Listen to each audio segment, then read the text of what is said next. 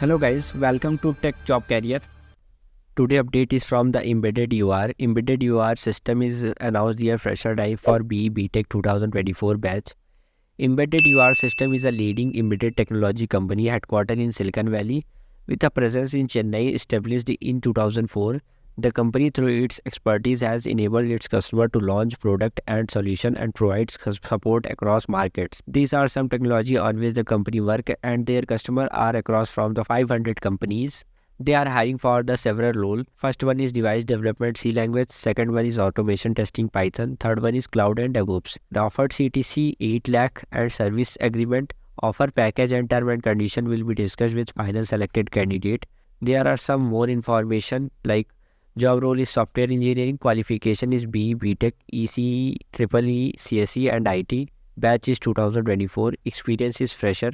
Salary as I told you 8 LPA. Job location is Chennai. Last date is not mentioned, so apply as soon as possible.